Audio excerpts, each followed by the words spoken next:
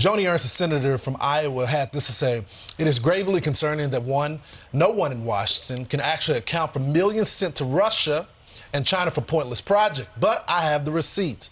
I'm shining a light on the reckless spending so bureaucrats can no longer cover up their tracks and taxpayers can know exactly what their hard-earned dollars are funding."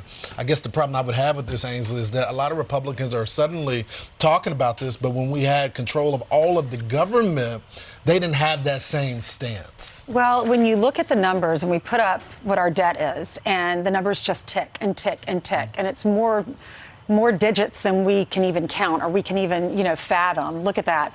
Those are your tax dollars being spent right now. So Joni Ernst worked with this nonprofit transparency group called OpenTheBooks. And together they looked at this new analysis of data from usspending.gov, which was between 2017 and 2022 to see just how your funds were being spent.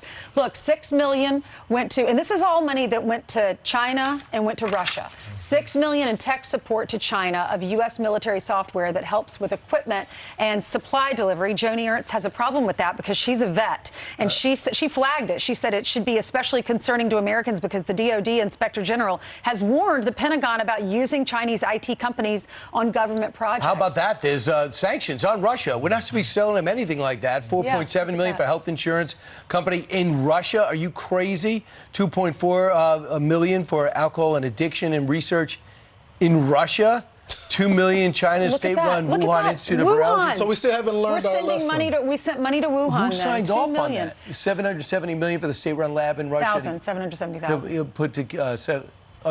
To put cats on treadmills. It's a joke. That sounds like the shrimp on treadmills, right. Remember? And 100,000 to promote gender equality awareness in China.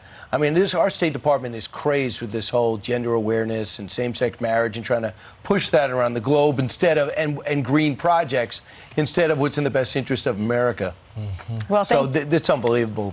Yeah, and she's saying she's pledging to stop that. And we did hear Speaker McCarthy, whether or not you like the bill or not, we did hear him say we're spending less next year than we will this year, and that hasn't happened in 10 years. So the REINS Act was originally supposed to cut $2 trillion every single year, but unfortunately they were unable to pass it. They said the Senate would never vote for it, the president was never going to sign it, but what we were able to do is to get all this stuff sent back to the Appropriations Committee.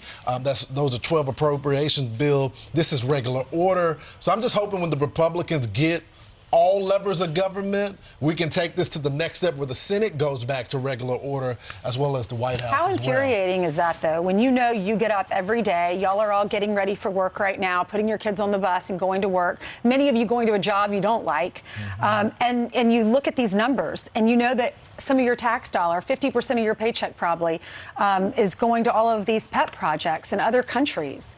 All right. A good audit would certainly take place, and they're asking the Inspector General, Horowitz, to get involved in the Department of Justice to look into this because someone signed off on it. Yeah. And who would sign off on anything to Russia? I mean, we're not supposed to be selling them T-shirts or China, too, in particular.